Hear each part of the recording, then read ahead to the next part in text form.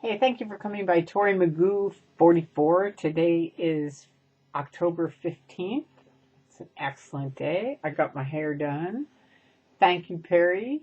He's a very dear friend of mine and a very, very excellent hairdresser.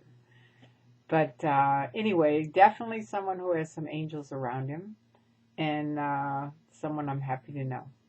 So while I was getting my hair done, I was talking to one of his friends, and we were talking about people who hide in the closet versus coming out and saying who they really are. And we had this talk about his dad when he was very young.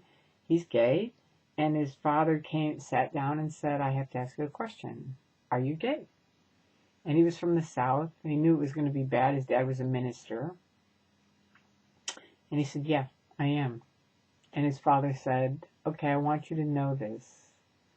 I love you unconditionally, but what you're doing is a sin."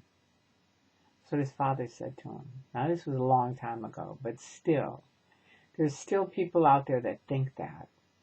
And he said to me, he wanted to ask his dad, how could God turn so many people who've created so much beauty and so many beautiful paintings and so much incredible music that we sing to and so many fantastic clothes that we wear every day and so many hairdressers who do our hair so that we look fantastic and on and on and on. I mean, how could that be if God created these people and then they ended up how could they be sinners? How could they be sinners just because of their sexual orientation?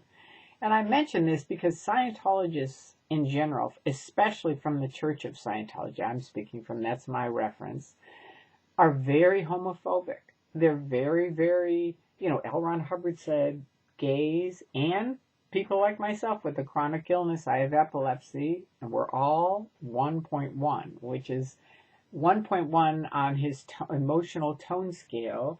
And of course, I've said it a million times, nothing could be farther from the truth. I mean, I've made over 300 videos. I'm not exactly 1.1. 1.1 is where you're saying things covertly, not really saying overtly how you feel. Anybody who knows me knows I say what I feel. I'm going to let you know how I feel, okay? And that's true for most people. It's a huge generality that's not true. But tomorrow, we are going to have a picket here in Los Angeles and probably around the world, a lot of other places too. You can go to WhyWeProtest.net and find out in your area where there's a picket.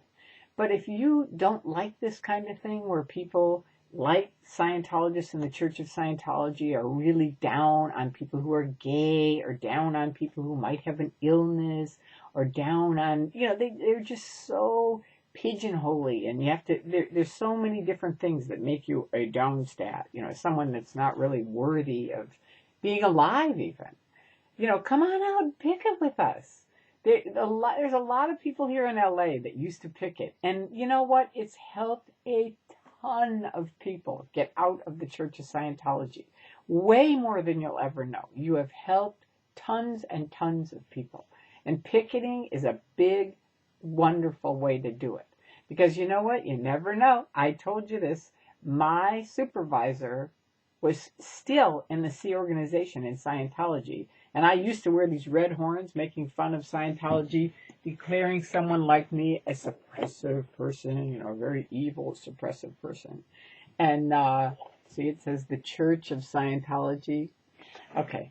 So they declare you suppressive, then no one's allowed to talk to you. So I originally wore those red horns just to make fun of them declaring me suppressive, which I knew they were going to do, and also to say, no, I'm not out here handling the critics, which I knew they would lie and say. I'm with the critics, right?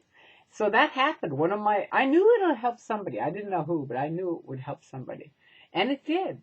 But my supervisor was sitting inside one of their organizations and still in the Sea organization, saw my red horns and said, why would Tori have on red horns?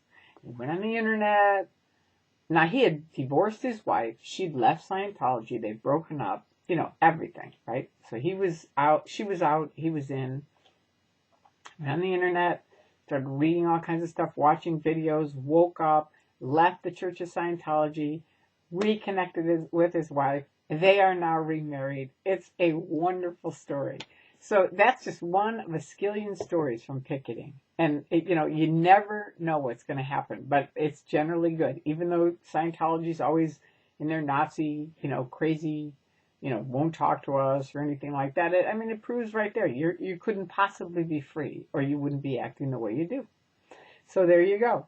So tomorrow is going to be a wonderful day. I hope you come out and pick up with us. We're going to be down at the complex, and it's at 5:30, and you're welcome to come. I hope you come. If you have a sign, bring it. If you don't, make one up, or just come on over and pick it with us. Just join us.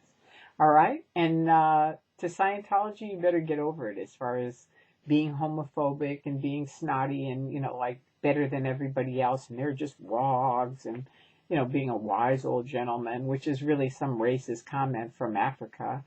It's way past your time. You guys need to come up to speed and realize your abuses we are not going away.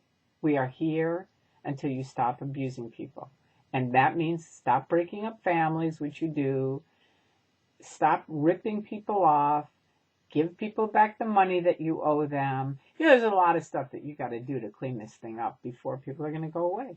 So you know what? If you're out there and you're here tomorrow, just come for a couple hours. That's all I'm doing. And then I've got some other stuff I'm going to. So it isn't an all-day thing, but come on over. All right, there you go. And thank you to Perry and my new friend. And I wish everybody a wonderful weekend. Bye-bye.